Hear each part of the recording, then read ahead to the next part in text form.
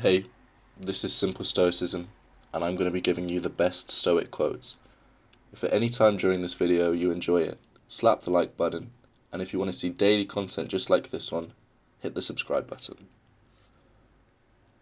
If you are pained by any external thing, it is not this thing that disturbs you, but your own judgment about it, and it is in your power to wipe out this judgment now.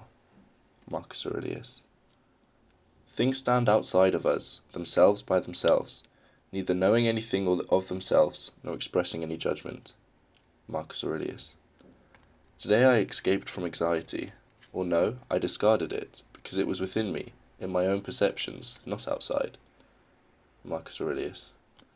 It is like seeing roasted meat and other dishes in front of you, and suddenly realizing, this is a dead fish, a dead bird, a dead pig, or that this noble vintage wine is rotted grapes.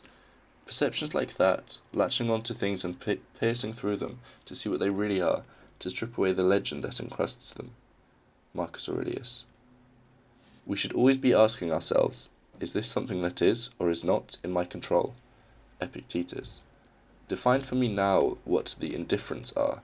Whatever things we cannot control, tell me the upshot. They are nothing to me. Epictetus.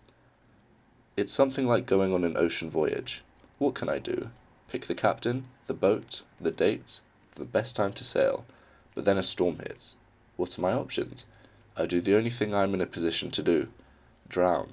But fearlessly, without bawling or crying out to God, because I know that what is born must also die. Epictetus. Take a lyre player. He's relaxed when he performs alone, but put him in front of an audience and it's a different story, no matter how beautiful his voice or how well he plays the instrument. Why? Because not only he wants to perform well, he wants to be well received, and the latter lies outside his control. Epictetus. Let us meet with bravery whatever may befall us. Let us never feel a shudder at the thought of being wounded, or of being made a prisoner, or of poverty or persecution. Seneca. Floods will rob us of one thing, fire of another. These are conditions of our existence which we cannot change. What we can do is adopt a noble spirit, such a spirit as befits a good person, so that we may bear up bravely under all that fortune sends us, and bring our wills into tune with nature's. Seneca. Cling tooth and nail to the following rule: not to give in to adversity, never to trust prosperity, and always take full note of fortune's habit of behaving just as she pleases, treating her as if she were actually going to do everything it is in her power to do. Whatever you have been expecting for some time comes as less of a shock. Seneca. Fate leads the willing and drags along the reluctant. Seneca. Whatever happens to you has been waiting to happen since the beginning of time. The twining strands of fate wove both of them together. Marcus Aurelius.